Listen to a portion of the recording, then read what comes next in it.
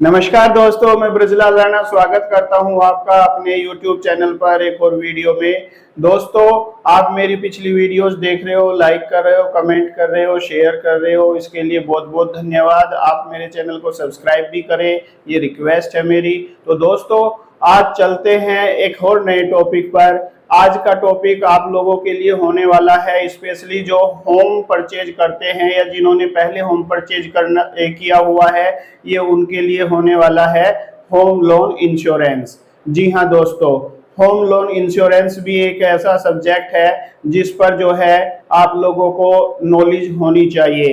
Actual में होता क्या है, होम लोन इंश्योरेंस 3 प्रकार का होता है और जब हम कोई घर परचेज करते हैं तब ये हमें जो है बैंक की तरफ से ऑफर किया जाता है। इसमें अगर हम देखें तो ये हमारे काम का भी होता है और कई बार जो है ये हमारे ऊपर जबरदस्ती भी लगाया जाता है होम लोन। लेकिन इसके फायदों को अगर हम समझेंगे तो इसमें जबरदस्ती नहीं होती है, हमें इसको समझकर इसको एक्सेप्ट करना चाहिए।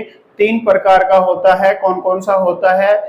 पहले नंबर पर बात करते हैं होम इंश्योरेंस की। होम इंश्योरेंस में दोस्तों क्या होता है, इसमें जो आपका होम है, जब आप उसके लिए लोन लेने जाते हो तो आपको होम इंश्योरेंस के रूप में एक लोन अलग से जो है इंश्योरेंस दी जाती है। इसके तहत क्या होता है कि ये जो है प्राकृतिक जो आपदाएं होती है, जैसे आपका घर है, बाढ़ की वजह से जो है उसमें कुछ नुकसान हो गया है, या जो है आग लग गई है, आग लगने की वजह से आपके घर का फर्नीचर या आपके घर का और खास खास मटेरियल जो है वो जल गया है, उसका नुकसान हो गया है, या भूकंप वगैरह प्राकृतिक आपदाएं आ गई है, यानी कि प्राकृतिक कोई भी आपदा जिसकी वजह से आपके घर का कोई नुकसान हुआ हो,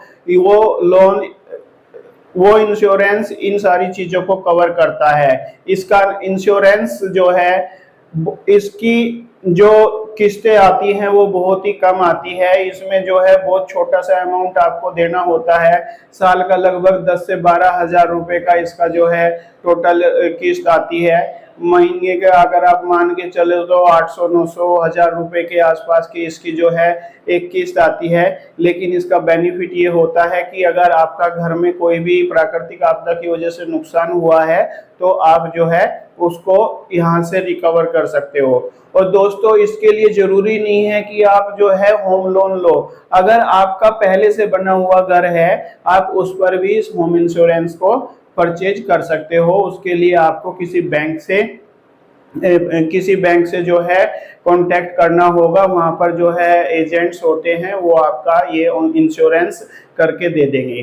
तो दोस्तों, दूसरे नंबर पर बात आती है होम इंश्योरेंस प्रोटेक्टर की, होम लोन प्रोटेक्टर की। तो दोस्तों, ये वो इंश्योरेंस होती है जब आप कोई भी नया घर परचेज करने जा रहे हो जिसकी अच्छी खासी कीमत है, मान के चलते हैं 50 लाख कीमत या 60 लाख कीमत है, तो उतनी ही रकम का एक जो है प्रोटेक्टर के रूप में इंश्योरेंस कर दिया जाता है। और इस इंश्योरेंस की वजह से क्या होता है कि इसकी आपकी धीरे धीरे किस्त जाती है। लेकिन इस केस में होता क्या है कि कई बार जो है, जो लोन जिसने लिया है लोन घर का, वो अगर जो है लोन नहीं चुका पाता है तो उस इंश्योरेंस की वजह से आपका लोन चूक जाता है।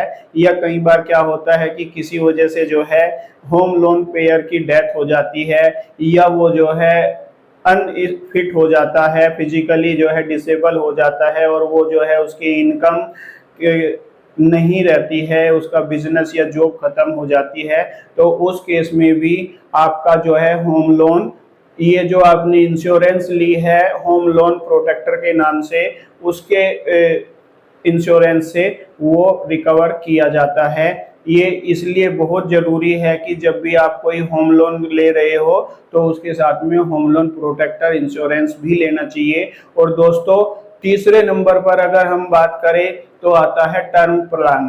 टर्म प्लान दोस्तों क्या होता है, इसमें आपकी एक ही बार जो है किस्त जाती है और ये किस्त आपके टोटल इंश्योरेंस की, जो आप टोटल लोन की जो आपने अपने घर पर परचेज किया है लोन, उसको जो है अगर इन केस आपकी डेथ हो जाती है तब लोन कैसे चुकाया जाएगा, तो वो लोन वहां से टर्म इंश्योरेंस की वजह से चुका दिया जाता है। इसकी किस्तें बहुत ज़्यादा नहीं आती, एक ही बार में आती है। लेकिन दोस्तों हाँ, आपने जितने भी साल का लोन लिया है, अगर आप अपने उस लोन को उस समय से पहले भर देते हो तो आपका ये टर्म इंश्योरेंस जो है लास्ट तक वर्क नहीं करता है। ये जब तक आपका लोन खत्म हो रहा है तब तक ही वर्क करता है, और ये सिर्फ उस केस में वर्क करता है जब जो है जिसने लोन लिया है वो इन केस ना रहे जीवन में, तभी जो है वो काम करता है। लेकिन ये बहुत अच्छा ऑप्शन है।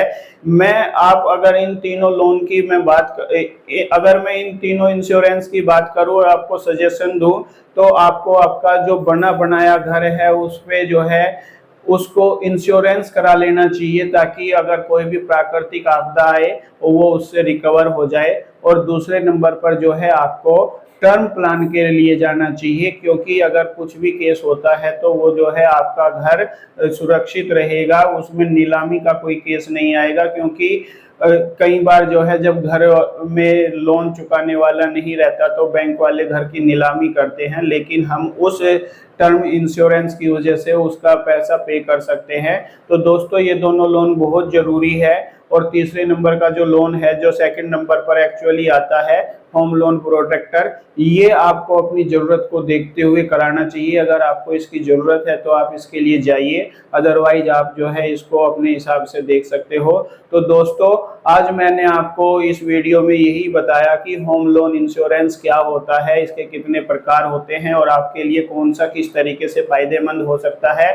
तो दोस्तों अगली वीडियो में फिर मिलते हैं एक नए टॉपिक के लिए। तब तक के लिए आप लोगों का आपने वीडियो देखी इसके लिए बहुत बहुत धन्यवाद। नमस्कार, जय हिंद, जय भारत।